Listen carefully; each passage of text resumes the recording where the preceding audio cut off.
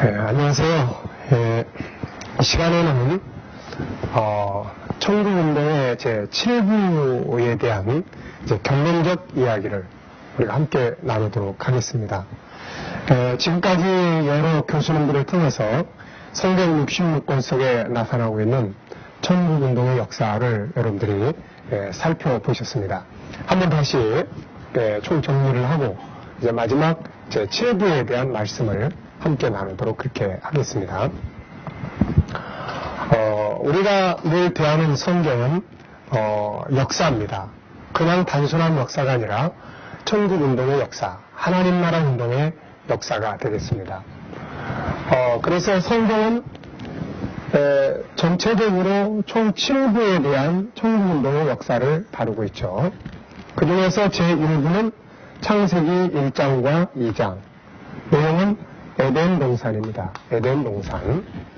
에덴 동산은 인류 역사가 처음으로 시작된 것일 뿐만 아니라 인간의 역사는 그냥 무의미하게 시작된 게 아닙니다. 바로 하나님께서 천국 운동을 이루시기 위해서 출발시킨 역사가 바로 인류 역사입니다. 그래서 에덴은 인류 역사의 시작점일 뿐만 아니라 천국 운동이 시작된 출발점이죠. 그리고 이제 에덴 동산은 그 천국의 첫 번째 모델하우스입니다. 그래서 이곳에는 천국에서 누릴 수 있는 천국 문화의 세 가지 요소가 있었죠. 첫째는 아름다운 환경, 두 번째는 하나님과 같이 사는 삶, 세 번째는 사람과 사람이 사랑의 질서 속에서 함께 살아가는 삶. 이것이 바로 에덴 동산이 가지고 있었던 의미입니다. 그래서 인간은 이 천국의 첫 번째 모델하우스인 에덴 동산에서 역사를 출발했지만 인간이 범죄하면서부터 에덴에서 쫓겨나게 됩니다. 에덴에서 쫓겨난 인류는 이때부터 잃어버린 에덴을 찾기 위해서 철학을 통해서 고민하게 되고 또 인간이 꿈꾸는 그 인간의 내면 속에 있는 잃어버린 에덴의 세계를 문학 속에다가 그려보기도 합니다. 그 중에 대표적인 작품이 바로 토마스 모어의 유토피아라고 하는 작품이죠. 그리고 과학을 통해서 또 의학을 통해서 또 이러한 사상 체계를 나중에는 정치를 통해서 우리가 유토피아를 한번 이루어보자. 이제 이런 꿈을 가지고 인류는 노력해왔습니다. 그러나 인간의 꿈꾸는 에덴 동산, 천국은 아직도 이루어지지를 않고 있습니다. 오히려 지금 우리가 살고 있는 이 시대는 인간이 꿈꿔왔던 그 천국을 꿈꿔왔던 인류의 꿈을 실현시킬 것으로 기대했던 최종적인 사상적 가치관, 바로 공산주의와 민주주의죠. 그러나 공산주의는 이미 아시다시피 붕괴됐고 또 민주주의는 자본주의라고 하는 민주주의의 꽃을 통해서 빈부의 격차가 갈수록 커지면서 우리들의 삶은 행복의 천국이 아니라 더 갈등과 고민, 좌절과 절망, 분노 이런 것들로 가득 채워져 가면서 한편에서는 물질 문명을 통한 사치와 행락 그리고 타락과 멸망을 향해서 가고 있는 것이 오늘의 현실입니다. 이때 하나님은 찾아오시죠. 에덴에서 쫓겨난 인간, 에덴을 떠난 인간, 그러면서도 에덴의 꿈을 꾸며 찾고 있던 인간에게 하나님은 찾아오셔서 인간이 꿈꾸는 그 에덴, 잃어버린 에덴을 계시하기 시작을 하십니다. 그래서 첫 번째로 계시된 것이 에덴 동산이고 여기서 쫓겨난 다음에 두 번째로 제2부 계시된 것이 바로 창세기 3장에서부터 11장까지의 역사였습니다. 이것에서는 세 가지의 내용을 통해서 천국이 계시되었죠. 첫째는 창세기 3장 15절, 3장 15절. 바로 여자의 후손으로 오실 메시아, 그분을 통해서 마귀를 깨뜨리시고 인간을 구원하셔서 잃어버린 에덴을 다시 기업으로 얻게 하시는 바로 하나님의 계획입니다. 두 번째는 에녹이죠. 에녹의 역사. 죽지 않고 모두가 다 죽고 하는 세상 속에서 죽지 않고 살아서 변화돼서 그 나라를 기업으로 얻게 되는 바로 이 놀라운 역사를 계시한 것이 바로 에녹입니다. 그 다음에 세 번째는 노아의 사건을 통해서 인본주의의 세계, 결국 멸망하는 세상 속에서 구원받은 노아와 그 가족이 새로운 땅, 새로운 세계를 기업으로 얻게 되는 내용을 통해서 마지막 시대에 있게 될 세계의 심판과 하늘로부터 임하게 될 새하늘과 새 땅에 대한 유업을 받게 될 성도들의 모습을 계시해 주셨습니다.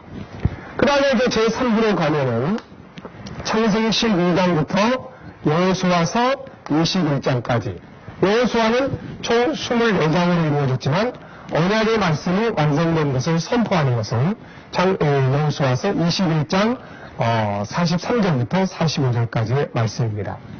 이 속에서는 천국을 모형으로 하는 새로운 목표를 하나님께서 주셨어요. 그것이 바로 가나안 땅입니다. 가나안 땅.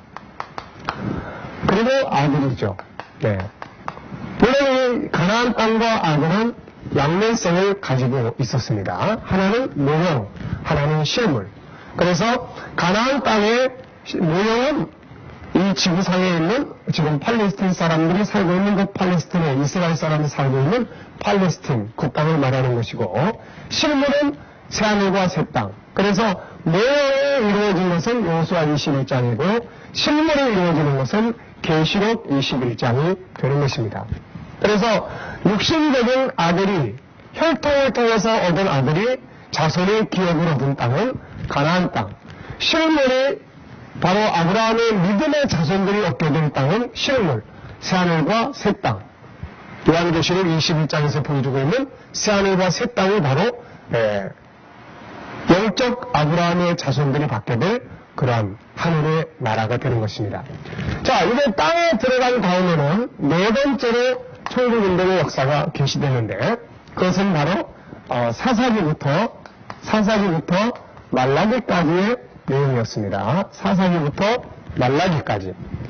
그래서 이 사사기부터 말라기까지는 세 가지의 성경이 들어있죠. 첫째는 왕국의 역사. 네.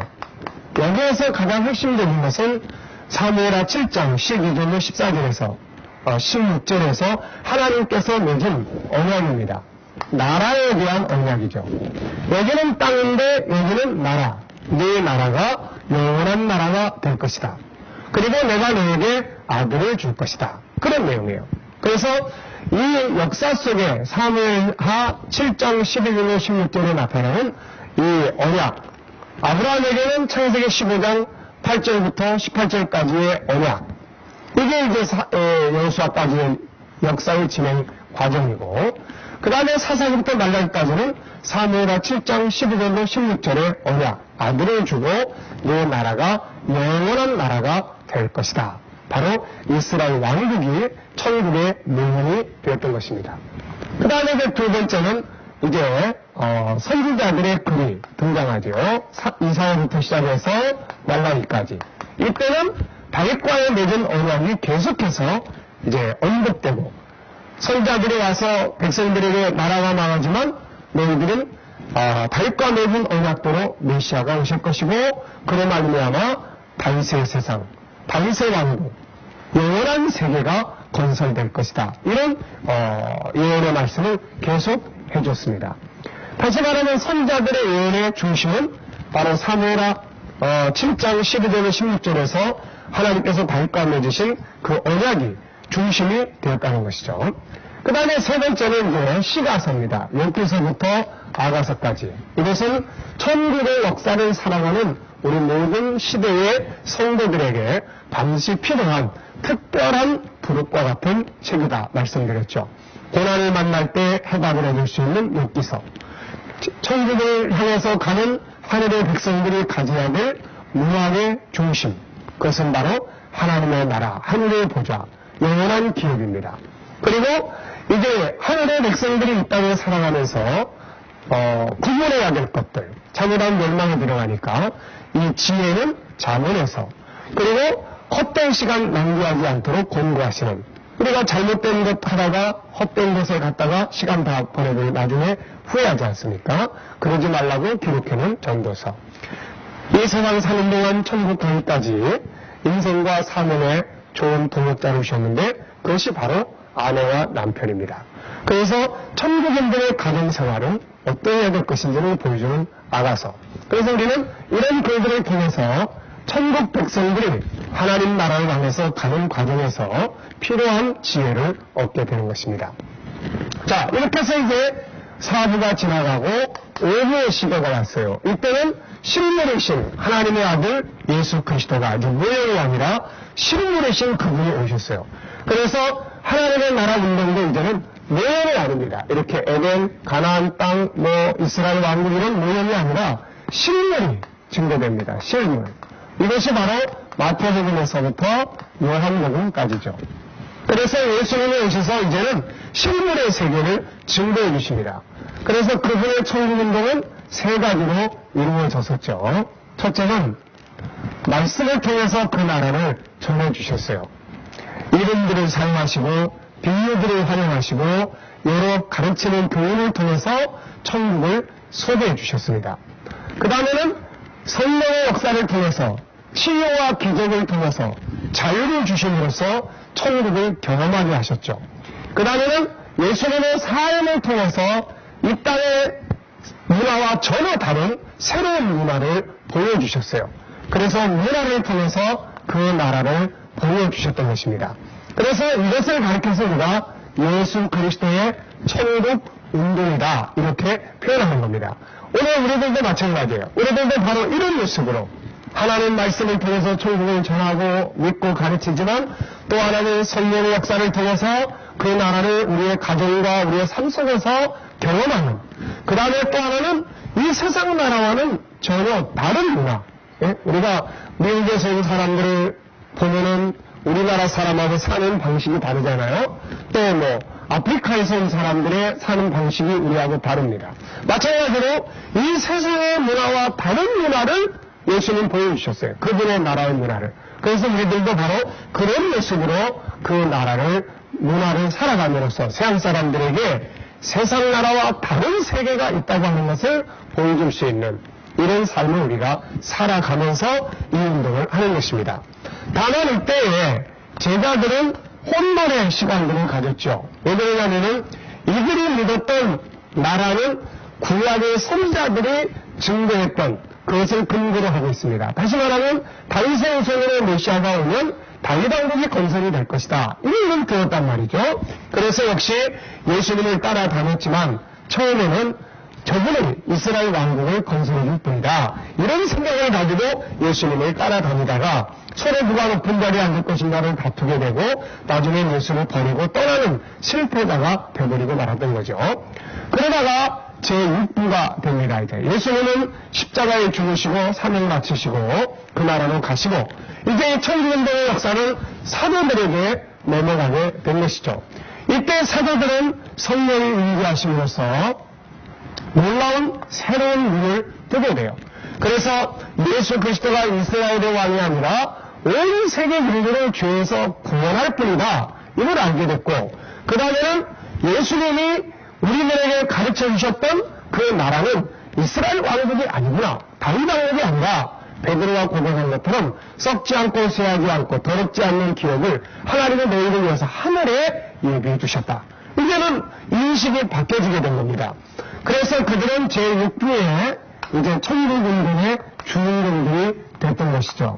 그래서 이 사람들은 이제 예수 그리스도의 십자가와 함께 예수님을 증거해 주셨던 하늘의 나라 천국 복음을 증거하다가 그 나라를 위해서 목숨 바쳐서 순교하게 되었던 것입니다. 자, 1부에서부터 6부까지 그리고 이것들은 이제 사도행전에서부터 유다서까지의 내용으로 기록이 되어 있습니다. 로마서부터 유다서까지는 편지의 내용이 되는 것이죠. 자, 그래서 이제 우리는 마지막 제7부에 이제 도착하게 되었습니다. 자, 7부는 뭐예요? 요한계시록 21장 22절입니다. 여기에서 이제 천국운동은 완성이 되게 되는 것이죠. 자, 우리가 이 역사를 쭉 놓고 보면은 에덴 동산은 시작점입니다. 여기서부터 옆길로 새지 않고 똑바로만 간다면은 바로 이런 역사를 거쳐서 이제 이 나라에 도착하게 되는 것입니다. 천국운동은 어려운 운동이 아니에요. 하나님을 시작하시고 그래서 하나님께서 계시록 21장 6절에서 나는 알파와 오메가다. 내가 시작했고 내가 진행했고 내가 완성했다. 그런 뜻이죠. 그래서 나타나는 것이 새하늘과 새 땅이 되는 것입니다. 자, 이번 시간에는 우리가 이렇게 지금까지 공부해왔던 천국운동의 마지막 결론편, 그래서 제7부, 여러분들이 참고하실 교재는 바로 꿈으로 이루어지는 세계를 찾아서 신약편입니다. 그래서 신약편의 페이지로는 303페이지부터가 제7부 요한계시록 21장, 22장에서 나타나고 있는 천국의 역사, 이 부분을 이제 다루게 되겠습니다. 자, 먼저 우리가 살펴볼 것은 교재의 내용을 보면 제1장에서는 우리의 사나이 요한, 이런 주제로 나타나고 있는데요. 우리가 계시록 21장, 22장의 내용을 들어가기 전에 이 내용을 계시로 받았던 사도 요한을 우리가 잠깐 생각을 해보겠습니다. 우리가 이 사도 요한 그러면은 제일 중요하게 떠오르는 게 무엇입니까? 바로 십자가. 예수님께서 십자가를 지실 때 다 떠났지만 거기에 마지막으로 끝까지 남아있던 제자가 바로 이 사도 요한입니다. 예수님께서는 지금 하늘 아버지의 뜻을 이루시기 위해서 자기의 목숨을 바치고 있습니다. 이런 상황 속에서 마음에 걸리는 것은 어머니에 대한 부분이었죠. 하늘 아버지의 뜻을 이루기 위해서 십자가에 죽으시고 계시지만 그의 마음을 붙잡고 있는 것, 그건 육신의 어머니 마리아예요. 그래서 마리아를 그 밑에서 자기 아들이 죽고 있는 상황을 보면서 눈물 펑펑 쏟고 있는 그 어머니를 볼 때 예수님 마음 편히 눈을 감기가 힘들었던 거죠. 그래서 주님은 그 상황 속에서 어머니는 어떻게 해야 할 것인가 나름 고민하고 계셨을 것이고, 그런 상황에서 눈에 띄는 사람이 있었습니다. 바로 사도 요한이죠. 그래서 사도 요한은 그 십자가 밑에서 주님을 보고 있는 거죠. 그래서 예수님은 요한아, 이제부터는 저분이 너의 어머니다. 네가 어머니를 모셔야 된다. 네? 요한은 알아들었죠. 어머니한테도 어머니, 이제는 당신의 아들이니이다. 이렇게 이야기해요. 그러니까 예수님은 그 요한에게 어머니를 맡기고 평안한 가운데 하늘의 사명을 완수하고 눈을 감으실 수가 있었던 것이죠. 여러분, 헌신이라는 게 무엇입니까? 헌신이라는 것은 그분이 필요할 때, 필요한 곳에서 필요한 일을 담당해 드리는 것이 헌신입니다. 내가 할 수 있을 때 하는 게 헌신이 아니에요. 내가 할 수 있거나 없거나 상관없이 그분이 필요하실 때, 필요한 것을 제공하는 것이야말로 진정한 가치 있는 헌신이죠. 예수님이 하늘 아버지의 뜻을 위해서 십자가에 달려 돌아가실 때 이런 헌신자들이 많이 있었습니다. 우선 나귀 새끼를 바쳐드렸던 나귀 새끼의 주인. 예수님의 메시아임을 증거하기 위해서는 반드시 나귀 새끼를 타고 들어가야 되는데 그것을 맞춰서 드릴 수 있는 사람, 그게 바로 나귀 새끼의 주인이었고, 예수님의 몸에 기름을 부어서 장례를 준비했던 여인, 그리고 예수님의 제자들과 함께 구약을 신약으로 바꾸는 마지막 만찬자리를 준비했던 그러한 사람, 그리고 예수님의 밤새도록 고통받으면서 십자가 나무토막 지우고 할 수 없어 쓰러질 때 그 옆에서 나무토막을 짊어졌던 구레네 사람 시몬, 그리고 이제 예수님의 십자가 밑에서 그 어머니를 담당해 주었던 바로 이 사도 요한, 그리고 맨 마지막에 예수님의 시체가 흠되지 않도록, 새들에게 쫄지 않도록 그 십자가 위에서 시체를 내려 자기의 새 무덤에 장례했던 아리마대 사람 요셉, 이런 사람들은 공통된 게 있어요. 그게 뭐냐면 그분이 필요하실 때 필요한 곳에서 그 필요한 것을 제공했다는 것입니다. 하나님의 뜻을 이루는 일에 이 사람들은 진정한 동역자로 영원히 하늘의 영광을 받게 될 것이고 그 이름이 영원히 빛나게 될 것입니다. 자, 사도 요한은 그래서 예수님이 특별히 사랑하셨어요. 그는 다른 사도들이 다 숭배할 때 예수님은 그를 숭배의 제물로 삼지 않았습니다. 오히려 예수님은 요한을 오랫동안 살도록 100세가 넘도록 그에게 장수의 복을 주셨습니다. 그래서 그 어머니를 끝까지 보살펴달라는 예수님의 사랑의 부탁이 아니었겠나 싶습니다. 여러분, 세상 일이나 영적인 일이나 역시 믿을 수 있는 사람이 되는 게 중요해요. 신앙은 믿음입니다. 신뢰예요. 아무게 믿을 수 있어.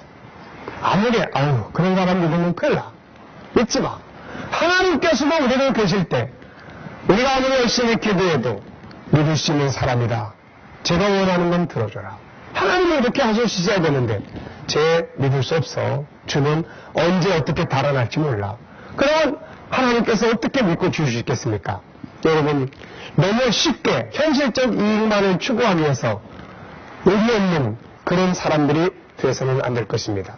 때로는 약간의 손해를 보면서도 신뢰를 지키고 신뢰를 가질 수 있는 이런 믿음과 인생을 살아가야 되는 것이죠. 자, 사도 요한은 고난 속에 있었습니다. 이 계시를 받을 때 요한은 지금 반모섬이라는 곳에 귀환가 있었어요. 이 속에서 그는 여러 가지 어려운 현실을 맡고 있었습니다. 우선 다른 사도들 다 순교하고 자기만 남았고 예수님 금방 오실 것처럼 말씀하셨는데 이제나 저제나 언제 오실지도 알 수 없고 에베소 교회뿐만 아니라 그토록 목숨 바쳐서 세웠던 교회들이 로마의 핍박 아래서 풍전토와 같은 이런 상황에 있었고 자기 자신은 반모섬에 귀양 가서 어디에 돌아갈지도 모르는 이런 상황에 있었다는 이야기예요. 이런 시점에서 사도 요한은 주님을 만나 뵙게 됩니다. 하늘의 계시를 받게 되는 거예요. 이런 속에서 사도 요한은 엄청난 큰 위로를 받게 됐을 겁니다. 주님을 보게 된 겁니다. 주님을 딱 만나보니까 주님께서 멀리 하늘 보좌에만 계신 게 아니라 일곱 교회 사이를 운행하시면서 교회들의 사정을 자기 자신보다 더 잘 알고 계시더라는 거죠. 주님 살아계시구나. 그러면서 그는 하늘의 영광스러운 나라를 보게 됩니다. 성도들의 눈물과 기도가 상달되는 하늘의 보좌를 바라보게 되고 그것에서부터 임하게 되는 그 새하늘과 새 땅, 그것에서 얻게 된 성도들의 너무 놀랍고 영광스러운 기업, 이런 것들을 보면서 요한은 너무너무 감동하고 감사했던 것을 알 수가 있어요. 그래서 나중에 우리가 요한계시록 19장이나 22장을 보면은 그는 너무 감격스러워서 옆에 있는 천사에게 엎드려서 경배하려고 하는 모습들을 우리가 볼 수가 있습니다. 여러분, 이 땅의 것만 보고 현실만 보면 답답할 때가 많습니다. 눈을 뜨면 괴로운 일 많고 현실을 보면 한숨스러운 일들 많습니다. 그렇지만은 눈을 감고 하늘의 보좌, 새하늘과 새 땅, 하나님의 나라를 보게 될 때 우리에게는 희망을 가질 수가 있게 되는 것이에요.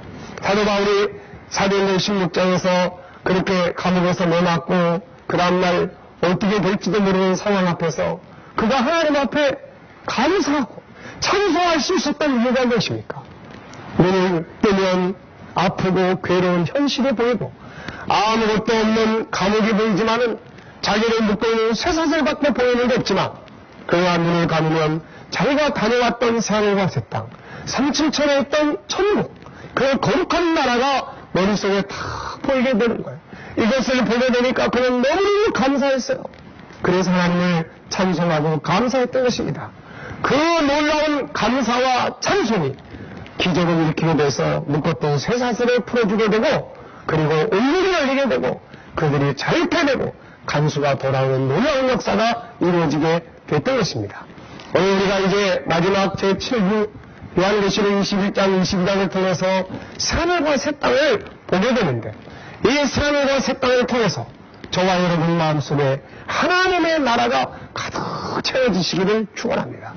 그래서 눈을 뜨면 세상을 보여서 한숨 쉬지만 눈을 감으면 바로 요한이 봤던 새하늘과 새 땅, 새 예루살렘 성을 보고 내 영원한 기억을 보면서 기뻐하고 감사할 수 있는 이 놀라운 은혜가 충만해지게 되시기를 바랍니다. 이 시간은 서론적인 이야기로 말씀드렸고 다음 시간부터 21장, 22장을 본격적으로 정리를 해보도록 하겠습니다. 감사합니다.